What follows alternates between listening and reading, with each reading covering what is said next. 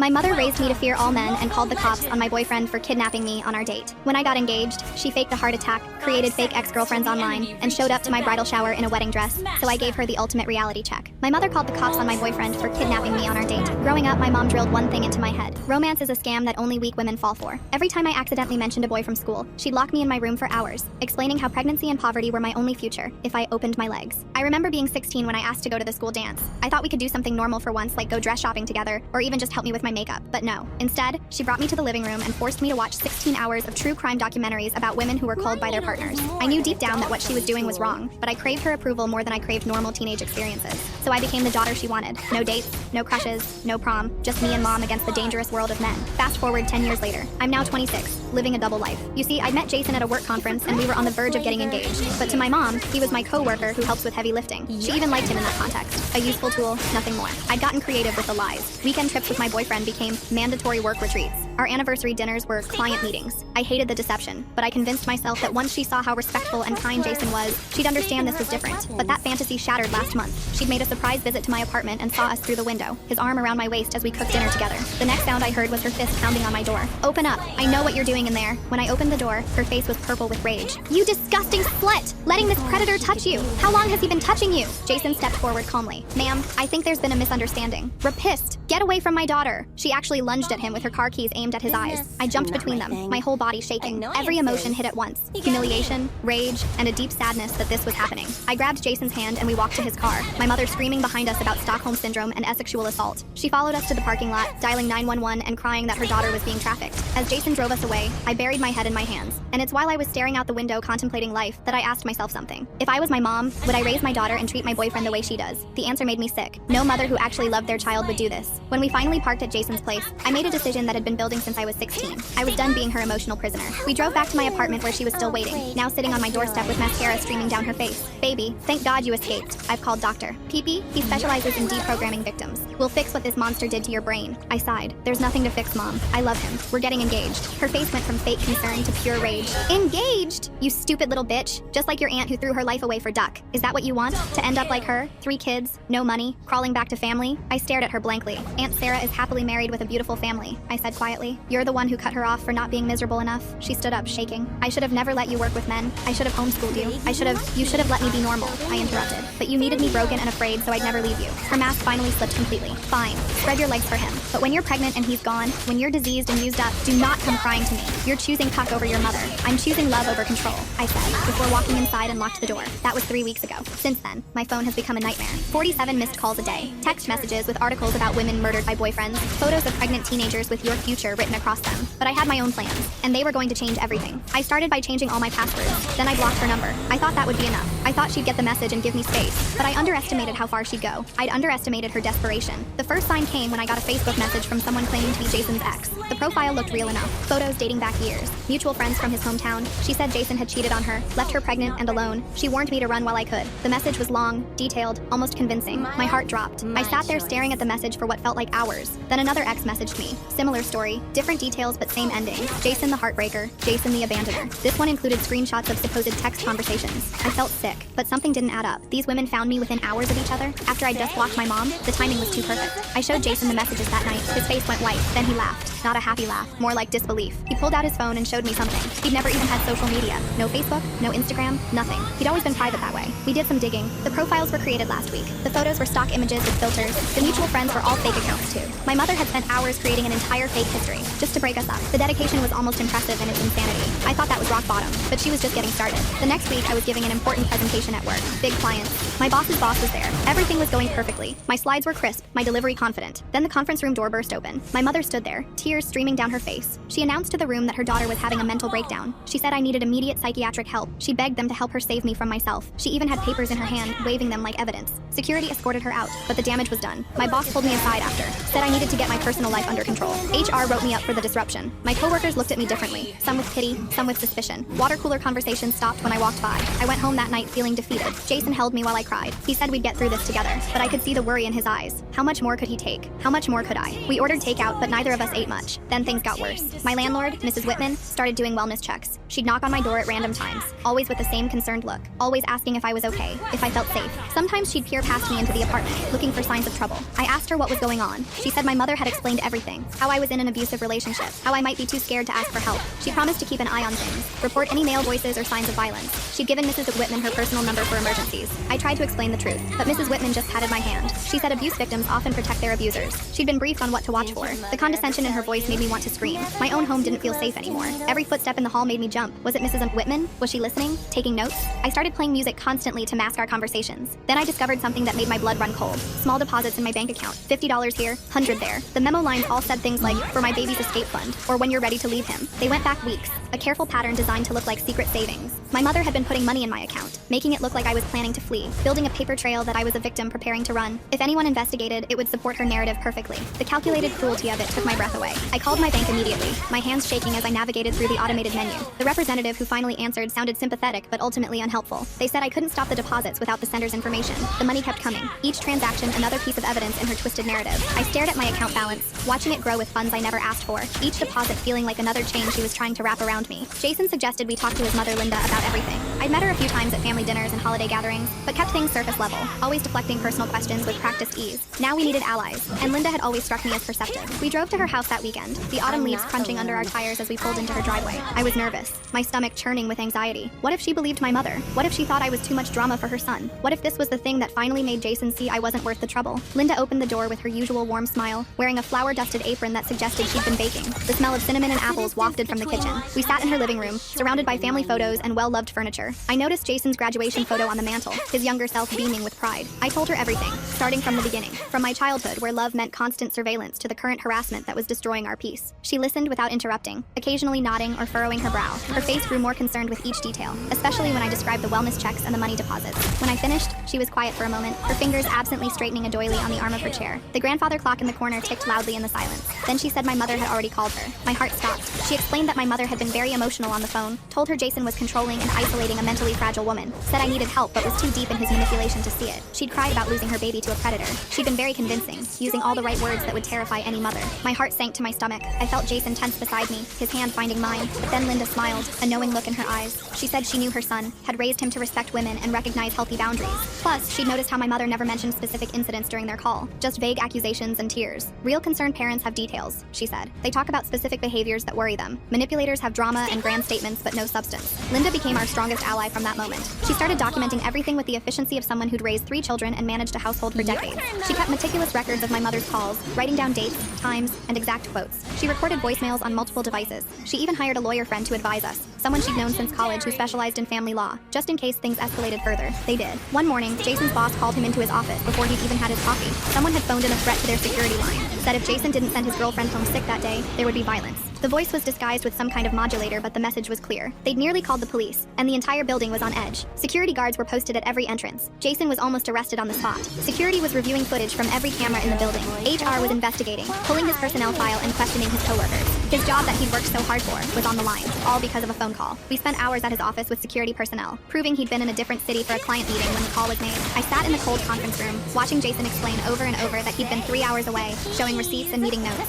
Security footage from the client's building finally saved him. It showed him 3 hours away at the exact time, shaking hands with clients and presenting proposals. But the stress was wearing on us both. He started looking over his shoulder constantly, checking locks twice before bed. He inspected his car before driving, looking under it with his phone's flashlight. My mother's harassment was poisoning every part of our lives, making us paranoid and exhausted. I found out she'd been attending my apartment building's community meetings through a concerned neighbor who knocked on my door one evening. She told me my mother had been spreading rumors about domestic violence from my unit, claiming she was a concerned parent who heard screaming and crying through the walls. She'd been telling neighbors she feared for her daughter's life. Several people had already complained to management, signing a petition. They wanted me evicted for disturbing the peace and creating an unsafe environment. I had to attend the next meeting to defend myself. I stood in front of 40 neighbors in the community room, my voice shaking as I explained that my mother was lying, that there was no violence in my home, just a woman who couldn't let her daughter go, who saw independence as betrayal. Some believed me, nodding sympathetically. Others still looked suspicious, whispering among themselves. The damage to my reputation was spreading like poison through the building. People stopped making eye contact in the elevator. Conversations halted when I walked by. Thanksgiving arrived with its promise of family and gratitude. Jason and I planned a quiet quiet dinner at his place, just the two of us.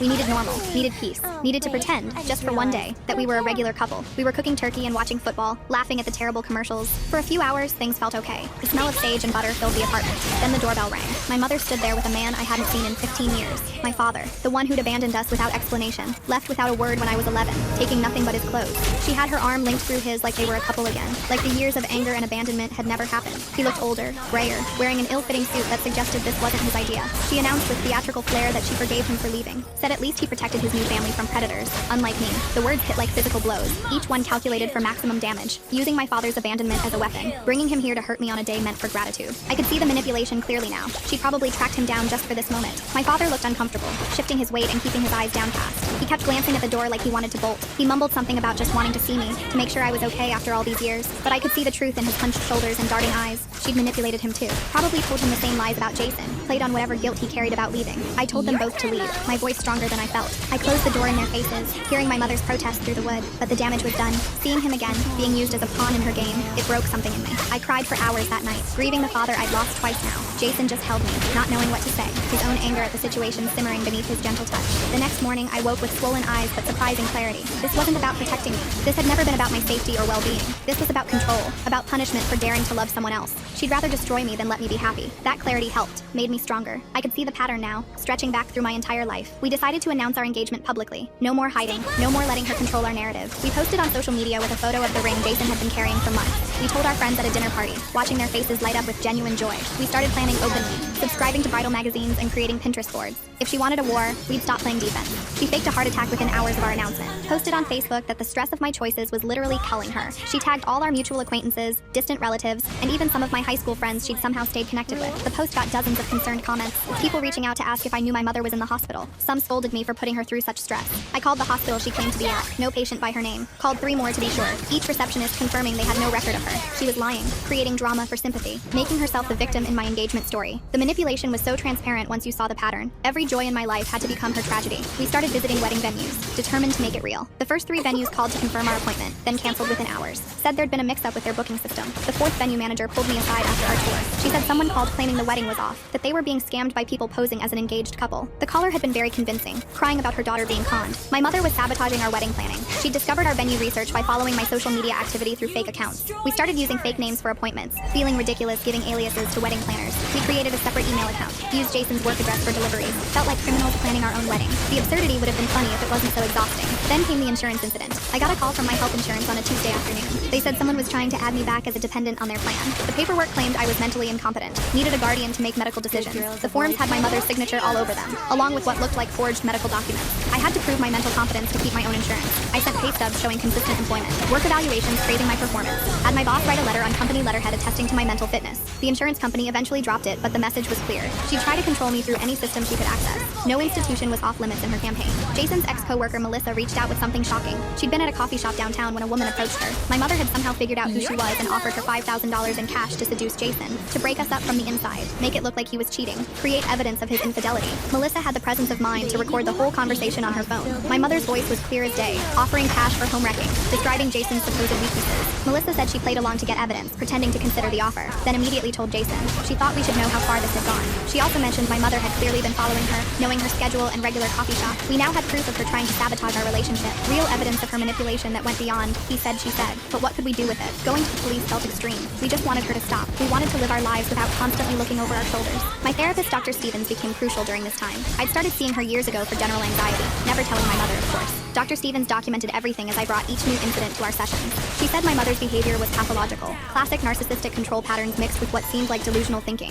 The escalation worried her. She helped me see the cycles clearly. How my mother created crisis to pull focus whenever I reached a milestone. How she projected her fears onto me. How she'd rather destroy than let go. The sessions were hard but necessary. I was finally understanding the depth of dysfunction I'd grown up in. The way love had been weaponized my entire life. Then my mother filed for power of attorney over me. The legal documents arrived on a Thursday. She claimed I was mentally ill, unable to make rational decisions, being manipulated by a predator. She'd compiled her fake evidence into a compelling narrative. The deposits showing financial control, the wellness checks showing concern, the concerned family narrative from various relatives she'd convinced. Dr. Stevens had to write a formal evaluation for the court. She testified that I was completely mentally sound, that the concerning behavior came from my mother, not me. She provided session notes spanning years. The filing was rejected, but the audacity still shocked me. She'd tried to legally control my life, to take away my autonomy through the court system. One day we came home to find our apartment door unlocked. My heart raced as we entered carefully. Nothing was stolen, but every photo of Jason and me was gone from the walls, from shelves, from the refrigerator, replaced with old mother-daughter photos. Some I'd never seen before. Pictures of us at parks when I was young, museums, birthdays, all from before I dared to date, before I dared to grow up. A note on the coffee table in her handwriting said she was reclaiming her baby, that these were the only photos that mattered, the ones from before I was corrupted. She'd been in my home, touched our things, sat on our furniture, violated our space. We changed the locks that night and installed a security system the next day. She escalated to Jason's workplace next. His boss got emails with fake screenshots, threatening messages supposedly from Jason, violent, graphic threats that looked disturbingly real. IT had to trace them, working through the night. They proved they were created on her computer. Her IP address clearly linked to every message. The forensic evidence was undeniable. The evidence was piling up. Her harassment documented from multiple angles, but she kept going, like she couldn't stop herself. Each scheme more desperate than the last. Each failure making her more frantic. The intervals between incidents grew shorter. My bridal shower was supposed to be small, just Linda and some work friends at a quiet tea room. A normal celebration. We'd kept the location secret, only told people the morning of. Sent the address by text an hour before, but she'd found out by bribing a mutual acquaintance who worked at the tea room. She showed up in a wedding dress, an actual white wedding dress with a veil and train, announced to everyone present that she deserved to wear white. She'd stayed pure for her daughter, saved herself from men's corruption. The other guests stared in shock. Linda had to physically block her from entering while someone called security. Security removed her as she clutched at the doorframe, but not before she screamed about being the only one who truly loved me, that everyone else was fake, that they'd all abandoned me like my father did. She knew exactly which wounds to target, which insecurities to exploit. Even being dragged away, she was calculating her words for maximum damage. That was the final straw. Linda had been building a case with her lawyer friend Roger for months. We had recordings, documents, witness statements from neighbors, co-workers, and venue managers. Proof of harassment from multiple sources. It was time to take legal action, to stop playing defense and start protecting ourselves legally. The restraining order paperwork was thick as a novel. Each incident cataloged with dates and evidence. Each threat documented with witnesses listed. Roger said we had one of the strongest cases he'd seen. The pattern of escalation was clear. The judge would have to act. No reasonable person could see this evidence and not recognize the danger. The restraining order hearing was set for the following week.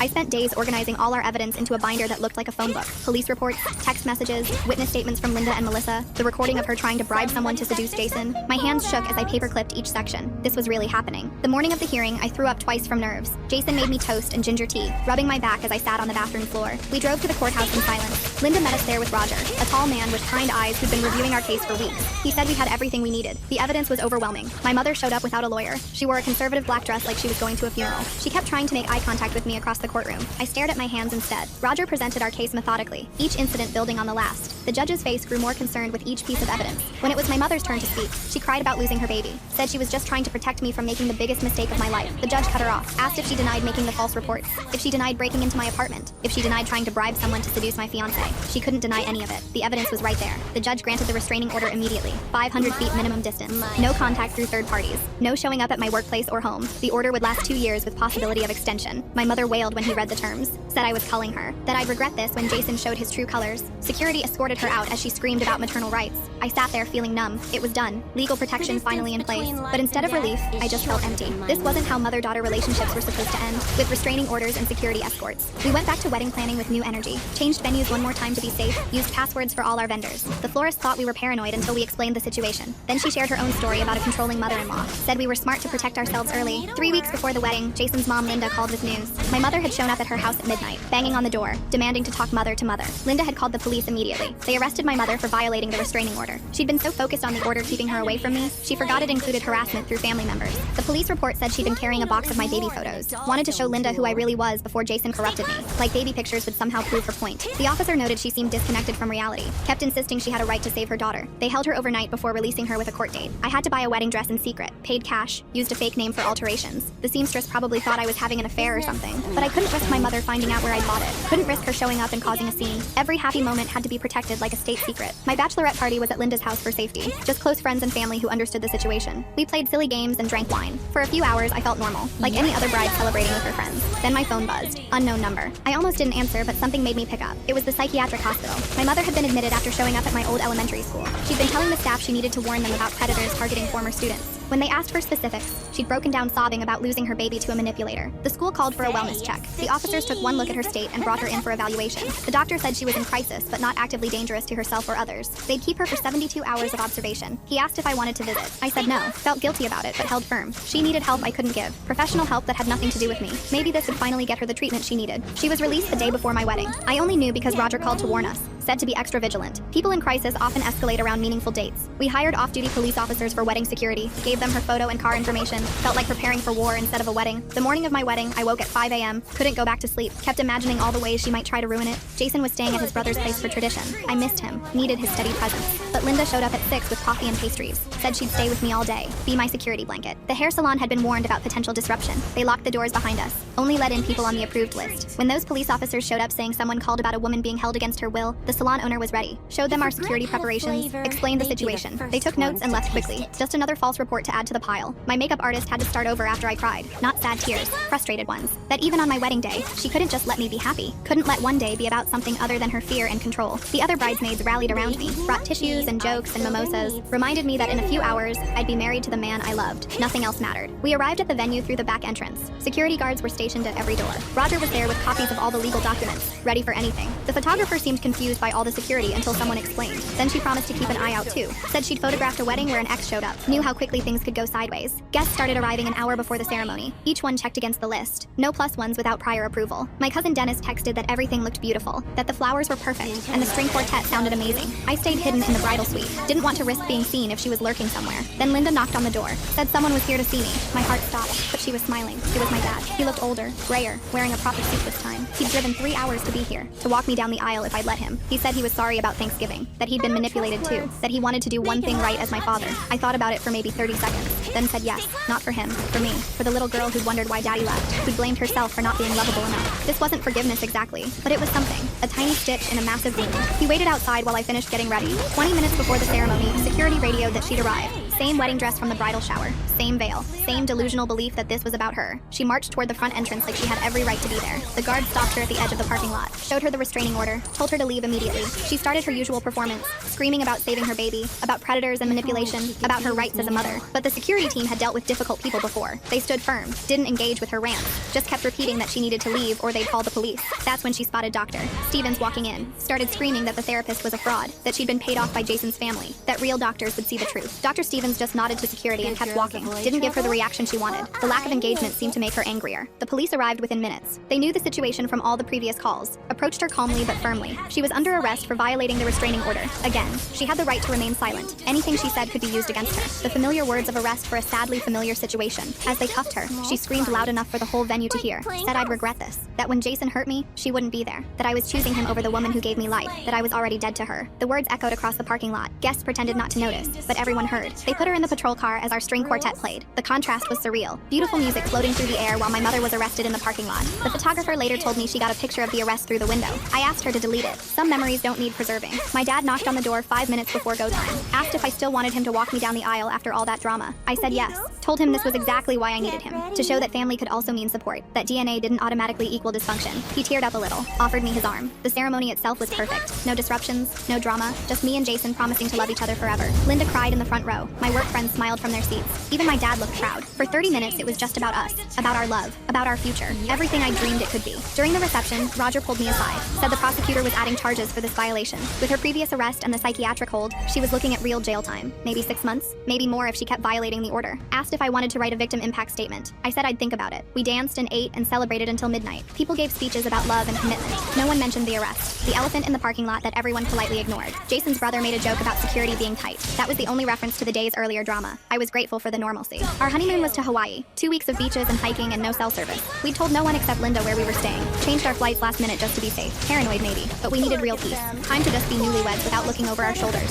When we got back, 17 voicemails waited, all from the same number, the jail. She'd been calling collect every day, the automated system asking if I'd accept charges. I deleted them all without listening, set my phone to block collect calls, drew another boundary in cement. She'd made her choices, now she had to live with them. The victim impact statement was harder to write than I expected. How do you summarize a lifetime of control disguised as love? How do you explain the weight of constant surveillance? The exhaustion of hiding normal human emotions? I wrote 17 drafts before settling on something simple. Just facts, just impact, just truth. Her sentencing was on a Tuesday. I didn't go. Sent the statement with Roger instead. He said she represented herself again. Told the judge this was a miscarriage of justice, that mothers had rights, that she was being persecuted for loving too much. The judge didn't buy it. 6 months in county jail, 2 years probation after, mandatory therapy twice a week. I thought I'd feel relieved when Roger called with the verdict. Instead, I just felt sad. Sad that it came to this. Sad that she couldn't see what she'd become. Sad that love had been so twisted in her her mind that she'd rather go to jail than let me be happy. But underneath the sadness was something else. Freedom. Real freedom. For the first time in my life. 6 months passed quickly. Jason and I settled into married life, got promoted at work, adopted a golden retriever named Biscuit, started trying for kids, normal married people stuff. Every ordinary day felt extraordinary. Grocery shopping together was a joy. Cooking dinner was an adventure. All because I could do it openly, without lies, without fear. She got out on a Thursday. Roger called to warn me, said she'd been a model prisoner, attended therapy groups, seemed calmer, but to stay vigilant. Sometimes jail made people reflect. Sometimes it just made them angrier. We installed new security cameras just in case, changed our routine slightly, stayed alert but not paranoid. 2 weeks later, a letter arrived. Her handwriting on an envelope with the therapist's return address. I stared at it for an hour before opening. Jason offered to read it first, but I needed to do this myself. Needed to face whatever manipulation waited inside. My hands barely shook as I opened it. The letter was short, just one paragraph. Said therapy was helping her understand things, that she'd been wrong, that fear had made her controlling, that she wanted to apologize but understood if I wasn't ready. Signed simply, Mom, with no demands or guilt trips. I read it 5 times looking for the hook, the manipulation, but it seemed genuine. I didn't respond for a month. Needed time to process, to decide if I wanted any contact at all. Jason supported whatever I chose. Said I'd survived the worst already. Whatever came next, we'd handle together. His faith in me made me braver, made me consider possibilities I'd written off. Finally, I wrote back. One line like Roger suggested. Clear boundaries from the start. When you can be happy for my happiness, we can talk.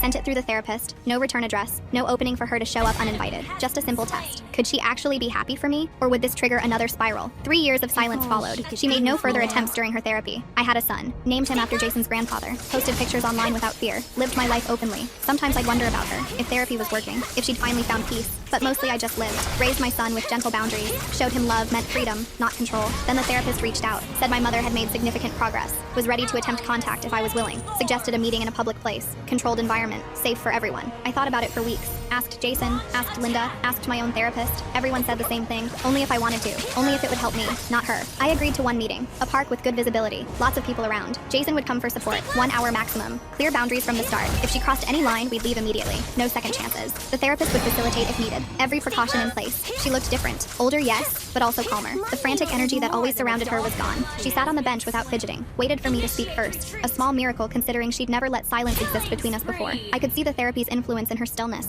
We talked carefully, like strangers getting acquainted. She asked about my work. I asked about her therapy. She mentioned joining a support group for parents with attachment issues. Said it helped to hear other stories. To realize her fears had stolen what she'd tried to protect. The self-awareness shocked me. This wasn't the mother I knew. When I introduced my son, she cried. Real tears, not manipulation. Asked if she could say hello. I said yes, but stayed close, ready to leave if needed. She told him he had beautiful eyes, said he was lucky to have parents who loved him, didn't try to hold him or claim him, just observed from a respectful distance. We meet monthly now, always in public, always with boundaries. She's learning to be a grandmother slowly, asks permission before giving gifts, respects when I say no, doesn't push for more time or access. It's not perfect, may never be, but it's something. A careful dance of reconciliation. 2 steps forward, 1 step back.